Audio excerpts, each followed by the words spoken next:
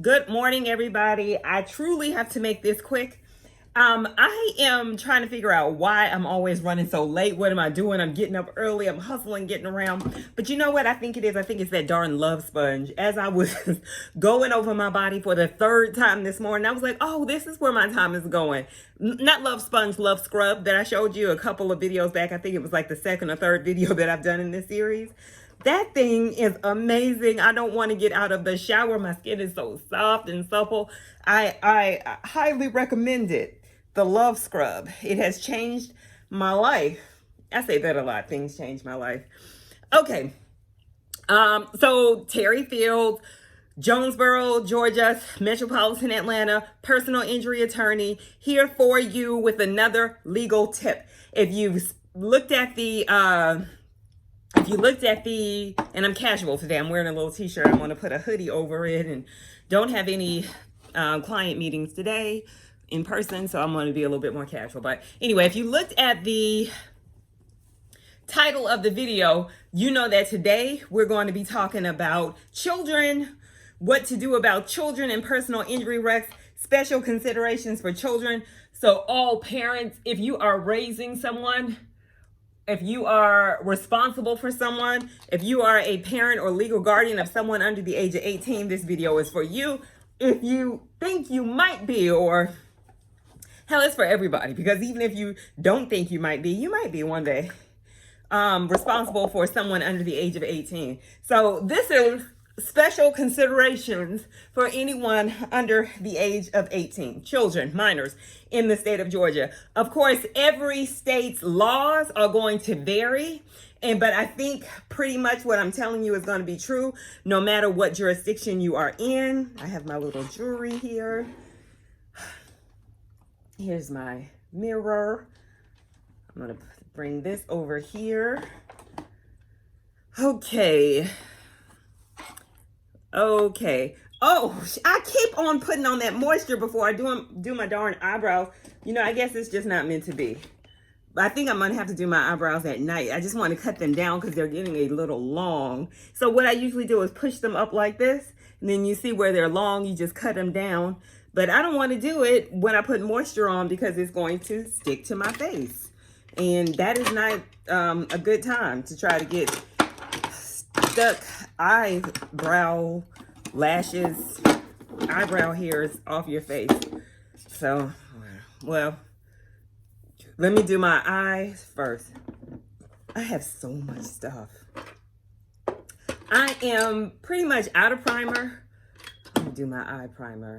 Not this, and I'm going to do my concealer this morning. Part of what I'm trying to do is just use this stuff up so I can get some new stuff. I don't think I need to do my beard, my mustache today. I think my beard is good for real. I'll just do a little on my mustache. Okay. All right. This is eye primer. Okay. And I really need to help. I mean, I hustle around here, make good time. Where does my time go? When I sat down to video this, it's like, you only have 10 minutes till the top of the hour, which is crazy. Because I was doing so good with time this morning. I got to figure out something. And I have a call at 8:30 this morning. But if I don't call her, she'll call me. But anyway, all right. Y'all don't care about any of that. Special considerations for, and I'm just going to keep, you know what I was thinking too? I just had so many thoughts. I was thinking about how deficient my makeup routine is. And I think about those people that I watch on YouTube, and mostly, honestly, they're like professional makeup people, or they are drag queens. I love watching drag queens do their makeup, and I watch a lot of RuPaul's Drag Race. If you all want to talk about that, we can talk about that too. I was obsessed with it. I was watching Canada, UK, everything. I didn't see Canada 2 or UK 3. I think I am. You know, the pandemic is what ushered in my love of RuPaul's Drag Race, and now I think I am back to just watching the US. You know, I fell in love with it during the pandemic, watched them all, and now if I just keep up with the US version, I'm fine, because it's just too much to keep up with. Anyway, so the way that they do their makeup, I don't think that I can even aspire or hope to do my makeup like that, because it's a lot of steps, and they do that for a living. And the way that I do this, I think I'm just going to be satisfied with it. I'm happy with it for the most part, and I am looking for a natural, no makeup look. So I think that I do the best that I can, so I'm going to be happy with that. Then the only other thing I want to do is highlight. So, okay, children in automobile wrecks. We're going to talk about my tip. Then I'm going to get into the weird and wild trivia. Looked like it was going to be something about mosquitoes this morning, and then because we're done with the wheels now, and then I'm going to tell you a little bit more about my documentary I'm watching with Princess Elizabeth, now Queen Elizabeth. And okay, so first let's talk about the children. Everything that I have ever told you about car wrecks applies to children. You want to make sure that they see a medical professional. I don't know why I'm putting this primer in my hand. I like to put it directly on my face. I'm out of primer. What I'm going to do is I started a cart on Sephora, and I'm going to order some new primer. I like the Fenty, but I'm just going to try something else just to see how it works for me and my skin. So I got this upside down. I don't even know, how do you take this top off? I don't know if I can get in here, but if I can get in here, I sure will. I got these little mini spatulas that I saw somewhere to get the makeup out, but I don't know. I can't figure that out right now. So anyway, what is this? 410? 410. Oh, all of the considerations for a child in a car wreck are the same. You want to make sure that they go to the doctor, that they get all of the medical treatment that they need and are entitled to. You want to make sure that they are feeling better and quickly. You want to get them treated. You want to see if they need surgery. You want to see if they need injections, if they need therapy or whatever. And you want to make sure that you timely get all of their treatments done. You want to, I mean, pretty much everything is the same. What varies is if you are settling a child's case, someone under the age of 18 in the state of Georgia, if you are trying to resolve their case before the case actually goes to litigation, and remember, litigation commences when a complaint is filed. That's when you're getting a judge involved. You're saying, look, we can't resolve this amongst ourselves. We're going to need a third party to resolve this, a neutral third party. That's what the judge is. Or, you know, if you want a jury trial, that's what it is. When you file a complaint, you are asking for a third person to come in and help you. If you resolve a case after you file the complaint, the judge is going to have to approve that settlement agreement. It's like, judge, okay, we've entered into a settlement agreement. Here's a consent judgment. Here's a consent decree. Do you approve this? Fine. Because in order to release the funds, the insurance company is going to require that, some kind of judgment of the court. Because the last thing they want to do is have you refuse to dismiss the complaint or come back and say, oh, no, this wasn't settled. So they will get a judge, especially for a child, because children really cannot consent for themselves. So the insurance company is going to want that extra assurance from the court. And I want to blend using my blender. You put the makeup where you want it to be, and then you kind of pat it down with this stuff, with this thing. Okay, so that is if the complaint has already been filed, meaning litigation has been commenced.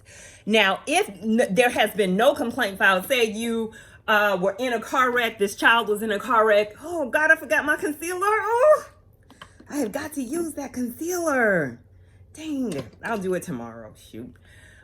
Anyway, say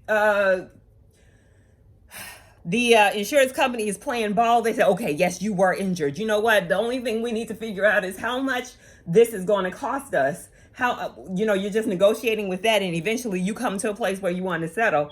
The insurance company is still going to require an order from a court because this is a minor involved. The court is just now not the court where you would have filed the litigation, which is usually a state court or a superior court. It's going to be the probate court of the county where the where the child resides, where the parent resides. This is where parent legal guardian comes into play. This is why it's important to know who the parent or legal guardian is. Oh, and I'll get to that. Oh my God, I have a saga to share with you on that. So in probate court, it's called a petition to compromise doubtful claim of a minor. Let me say that again because I tripped over my word. Petition to compromise doubtful claim of a minor. Again, it is filed in the county where the child resides with their legal guardian, parent, and just so you know, parent is legal guardian. Either parent is the legal guardian. If both parents have passed away, you have to go to court to get a legal guardian appointed. Stick a pin in that. I will come back to that. So what it takes is usually, I do this. I told you all in my past life, and I still do handle probate cases. I used to do it primarily, but now I kind of do it in service of my PI cases. But you would file a petition. The good thing about it here in the state of Georgia is that there are uniform petitions that are available for you to file. And you just follow the form and add some information. Usually you have to add a description of the wreck. Usually the police report is helpful. Let me shake this up a little bit. The police report is helpful for a description of the wreck. You can also summarize it for the court. You also want to describe the injuries, the impact on the child, the prognosis for future recovery, whether it's going to be 100% recovery or whether this child is going to be having to deal with these injuries for the rest of his or her little life. And you want to, in that way, attach the medical records and medical bills. Your attorney will be helpful in kind of negotiating down the amount of the bills if possible.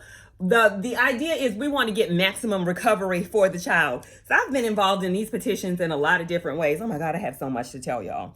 I have actually filed the petition. Then once the petitions come in, a guardian ad litem is appointed. The court is always going to appoint a guardian ad litem for the child. A guardian ad litem is someone who is neutral. They're supposed to be the eyes and ears of the court. They're kind of the legs of the court. They go out and actually independently investigate these cases to make sure that the right thing is happening. And the operative for everyone is that the child is receiving as much money as possible because they have been injured. So, you want to, your lawyer is going to help you if you have one, or you should negotiate down the medical bills if you can, to the largest extent that you can, because we want to maximize recovery for the child.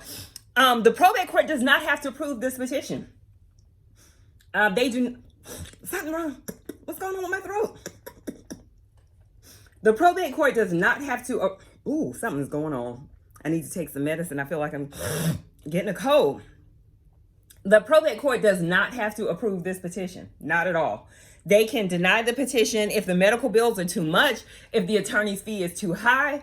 First of all, the guardian ad litem who is appointed, who I have done this job, they can object to the petition. They can ask that the petition be changed, or they can just outright deny the petition or recommend to the court that the petition be denied. And the court can do that too. Object to it, ask that it be changed, deny it completely, and this can hold up the settlement. The insurance company is not going to release the settlement funds in most cases until they get this order from the court approving the settlement.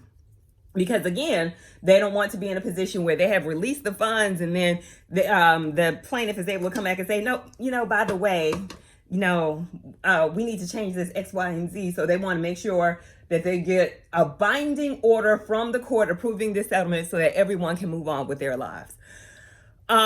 Okay, so let me just go back to the point about the legal guardian. I had a case where actually I was going to serve as the administrator of an estate for a man who passed away, and he had 4 kids. And the mother of the children was flying off into space. We don't know where she was. She was kind of in between homeless and in between homes, and we couldn't never really pin her down and find her, but she had an excellent mother. Her mama is always there. Grandmama is there.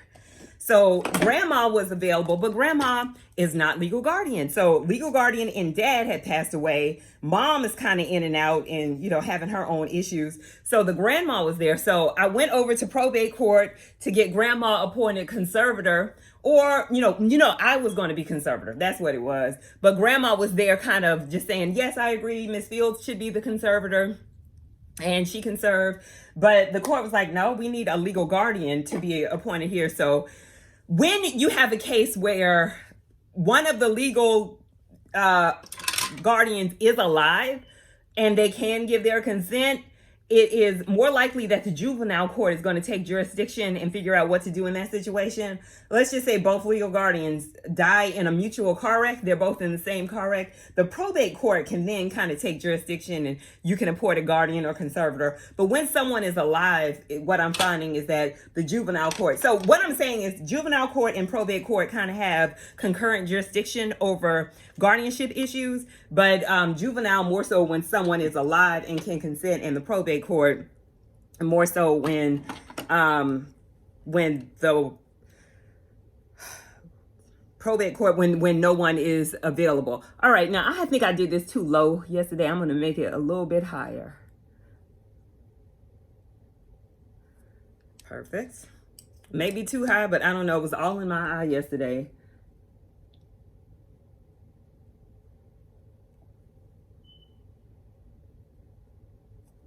And I should have primed my eyelashes first. I am just all out of the way. I guess just anxious to get this done, I guess. So anyway, it added a whole lot of time to the process because I had to get her appointed the legal guardian for the children because, again, her daughter was just not there, was not available, and the father had passed away. So we got her appointed as legal guardian, then I got to be appointed as actually the administrator of the estate for the fellow who passed away, and also the conservator for the children. So all of that is very important. All right, so that's a petition to compromise doubtful claim of a minor. Okay, so let's recap. Number one, if litigation has been filed and we are settling the claim of a child, litigation has been filed. The court where the litigation is pending has to approve the settlement agreement. You have to get that order in, and the judge will do that. The judge will usually do that. The insurance company is not going to issue those funds until the case is actually settled. All right, makes sense. Then, if there is no litigation pending, we just have a child. You cannot talk while you do this. Much better. Oh my God. Practice makes perfect. And this little thing right here makes it worse because it's metal and it's interfering with what I'm trying to do here. It's interfering with the plan. So that is better. My esthetician was saying, you just got to practice with these things. And she is right.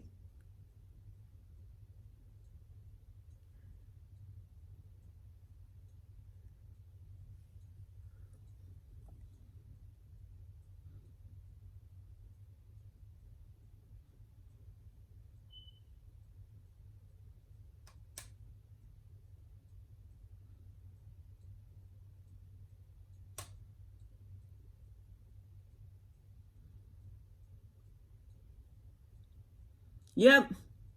Much better. Much better. 10,000%. You want to start on the outward corner and work in. Much better. Much better than yesterday even. All right. Well, you know what? Let me do my eyeliner first. All right. So first, if litigation is filed, ask for the court's permission where the litigation is filed in order to settle the case. Get that order, send it to the insurance company. They will send the settlement funds.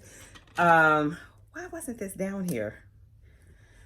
Anyway, if there is no litigation pending, you want to settle the case, you'll have to go over to the probate court and get permission to settle it. The probate court will enter into this whole process where they appoint a neutral person to investigate on behalf of the probate court. They will call, ask questions, they enter a report. You got two steps. You gotta satisfy this guardian ad litem, then you have to satisfy the court itself. And usually the inquiry is going to be, how much money is this child getting? How is it going to be invested? Sometimes it's a good idea, if it's a lot of money and the child is very young, to go ahead and get a trust established or to invest it in some kind of investment account that can't be touched for a couple years, so that the money can grow.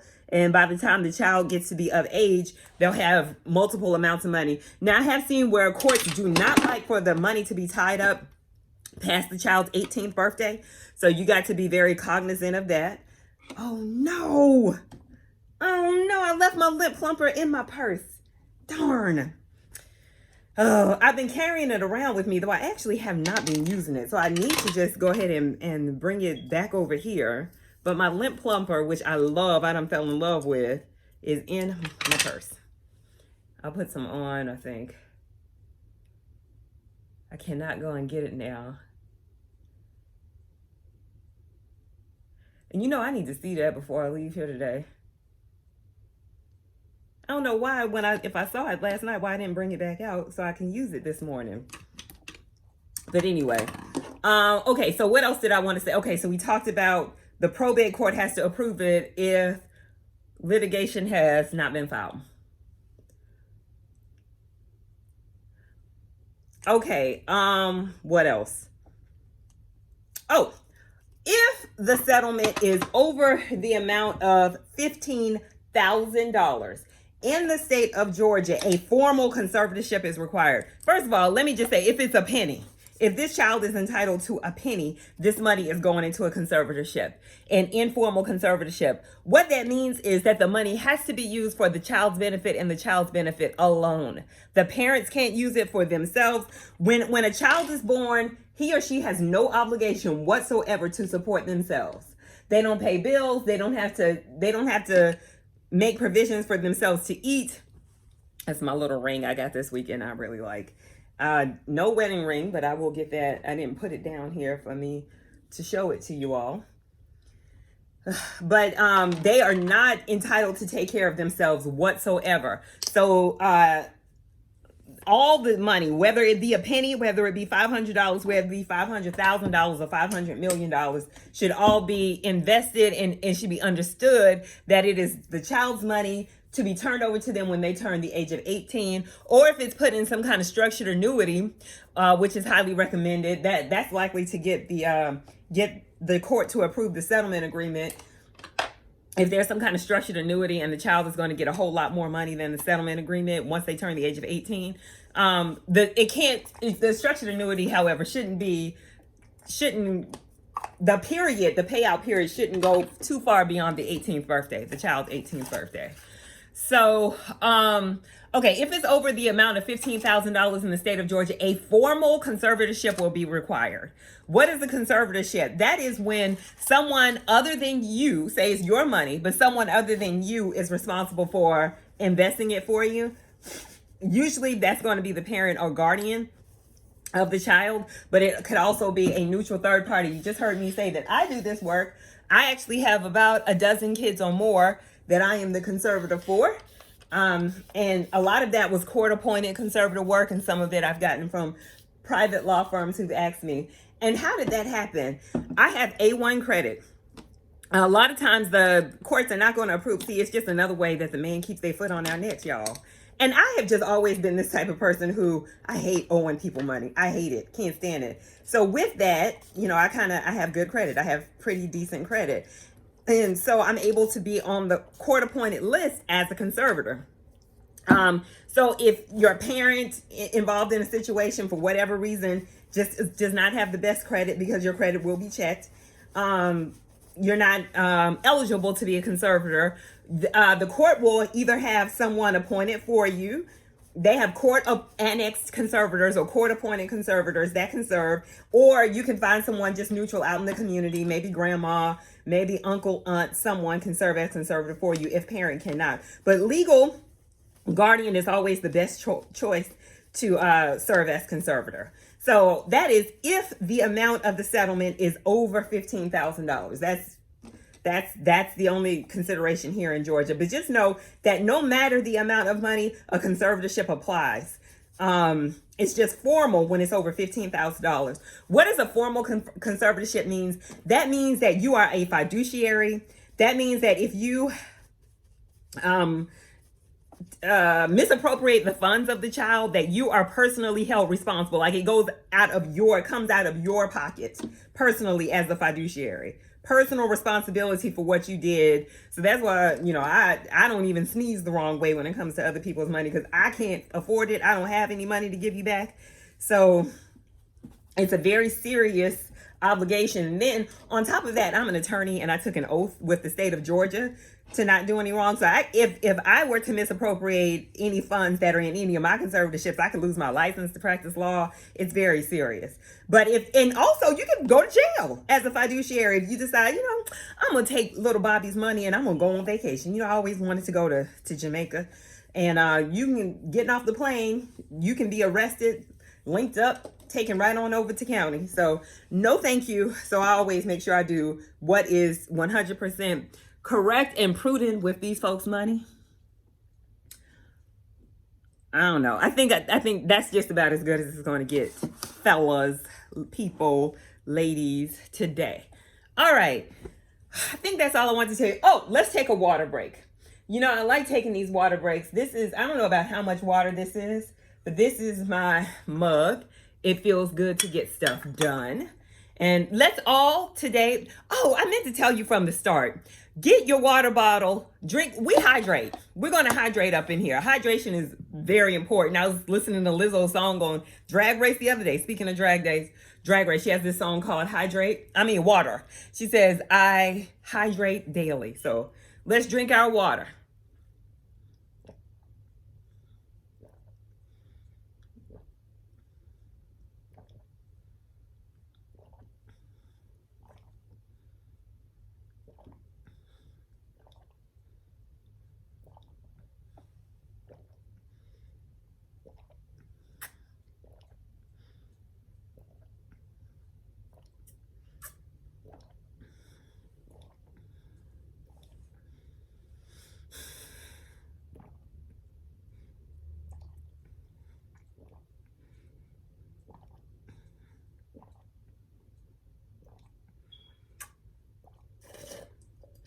I said I was going to line my lips up higher yesterday, but I forgot. Okay. I think this looks okay. This is decent. This will do for today. All right. Now, weird and unusual trivia. Let's get to it so we can go. Portrait of a Killer. So we're done with the will. So now we're Portrait of a Killer. Though some argue that humans are the most dangerous creatures on Earth, the distinction actually belongs to a tiny common insect. Diseases transmitted via mosquito bites have caused more death and misery than the total number of casualties and deaths suffered in all of history's wars. The Roman Empire crumbled in the 3rd and 4th centuries when legions, decimated by malaria, were unable to repel barbarian invaders. American planters took control of the Panama Canal construction project when French interests withdrew after losing more than 22,000 workers to mosquito-borne illnesses over an 8-year period. More than 2,500 species of mosquitoes spread diseases throughout the world. The killers begin life as larvae, hatched in almost any kind of water. Within 1 week, adults emerge and ply their deadly trade. As with other species, the female is the deadlier of the two sexes, while the male concerns himself with nothing more than fertilizing eggs. Females need blood to nourish their eggs. Unfortunately, the process of collecting this food supply can wreak havoc on humans. Mosquitoes can fly more than 20 miles from their water source in which they were born. Sensory glands allow the insects to detect carbon monoxide exhaled by their victims and lactic acid found in perspiration. When a female mosquito dips her proboscis into an unwilling victim, she transfers microorganisms through her saliva into her donor. These are responsible for some of the world's most deadly and debilitating diseases, which include yellow dengue and Rift Valley fevers, West Nile virus, and at least 6 different forms of encephalitis. Wow. What are they good for? Please tell me a use for mosquitoes, because I don't know. I'm confused. Oh, and I wanted to tell you about the Queen Elizabeth documentary. Right now, we're on the part where, just turn off my little mirror. We're at the part where she had just got married and her husband wanted her to take his name. I'm like, what was he thinking? If you want someone to take your name, marry somebody else. No, we're not doing that. So very interesting. She stood her ground, and I'm just like, the audacity. This is the queen. How dare you ask her to change her name? What is wrong with you? I'm not even a queen, and I'm not changing my name. So, maybe one day. That's another conversation. Okay, I hope I explained it, y'all. Let me know if you have any questions about anything. That was all about children and the special considerations when they are in a car wreck. Any questions, reach out to me, let me know, comment down below. If you enjoyed this, share, subscribe, and I look forward to seeing you all tomorrow with another question. And again, I hope you have a wonderful day. I certainly will try to, and we will talk to you tomorrow.